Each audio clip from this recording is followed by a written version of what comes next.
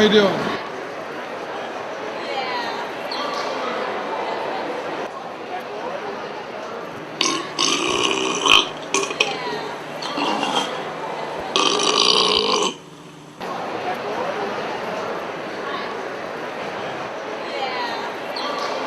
Hi, I'm Tom from the Norfolk Library. Back in May, we did a Indiegogo to get a 9-foot tall Hulk statue, a 3D printer, a Cintiq drawing tablet, and an iMac for Norfolk Library, along with more graphic novels.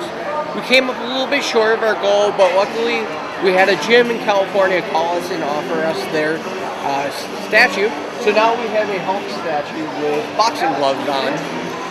We were able to get all the technology stuff. It'll be at the library starting September 12th.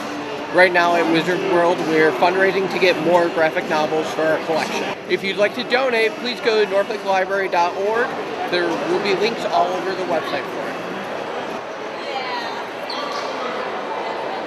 My name's Dave Suzuki. I'm from Downers Grove, Illinois. Last year, towards the end of the year, I decided to put together a Proton pack.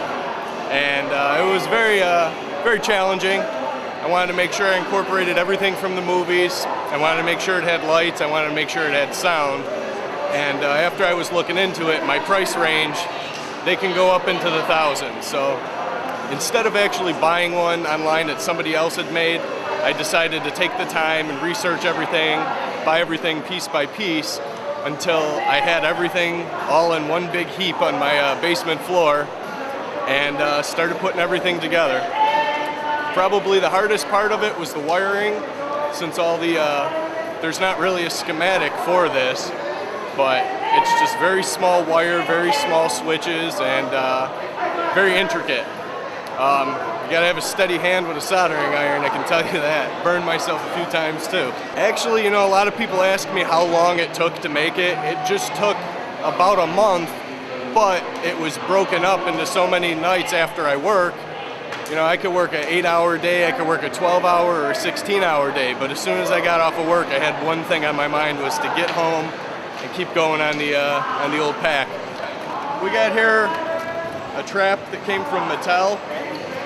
They had them on Matty Collector, and now to find them, you're gonna pay in the hundreds for it, because everybody pretty much bought them up to resell them. And this was the first piece that I got. After that, it was just a matter of getting the time and money together for everything else. Okay, he's got the drop on you. There we go.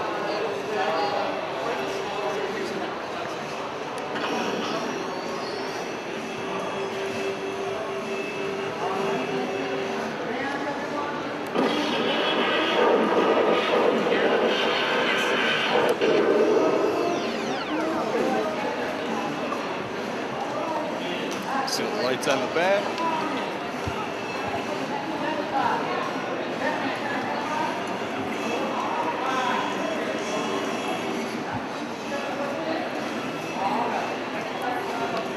And there it is.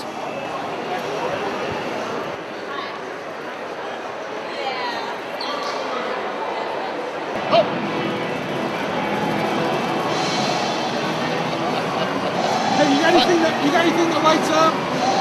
Like what? We have everything. Look at our product line. We are very popular at this show. You have a store or? No, we're not. We're out of Sheboygan, and it's a family-run business. On a website? We do not have a website. Up and running. Monty's merch at spcglobal.net. Come see us. The original light man. Monty's merch at spcglobal.net. Okay. Give us about 2 weeks on that one. Under construction. Come see us. God bless you. Thank you. All right. Light them up. Light them up. Hello, man.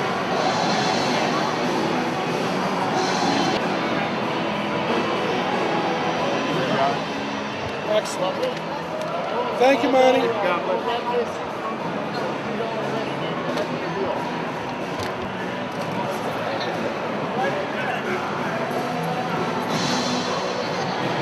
you. Yeah, Monty's merch.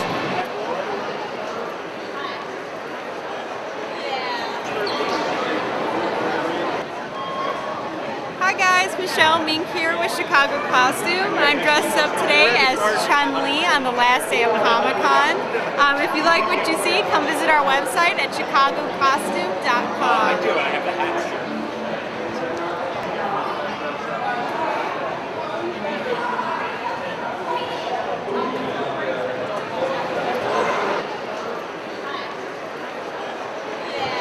Well, I am Moxie Ann Magnus, the Chief Cosmetology Officer on the USS Enterprise under Captain James T. Kirk. Maybe you've heard of him? Yeah, I'm blogging about our adventures on the Enterprise at moxiemagnus.blogspot.com, and I have the Moxie Pod on YouTube. Just come check me out.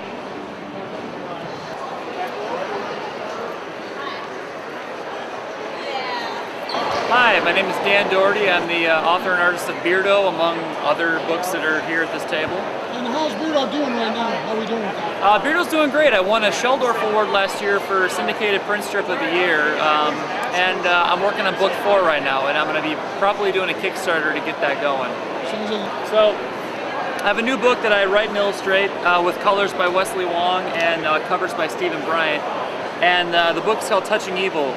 The premise is simple. There's a woman who's cursed with the ability to kill anyone merely by touching them, provided that the person is evil. And what makes it more complicated is that she's a criminal lawyer.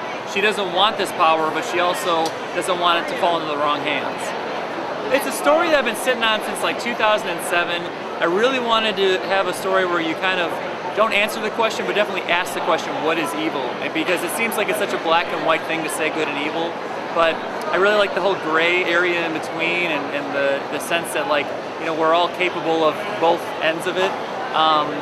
So the concept was really just a setup for a lot of possibilities that I wanted to explore with that.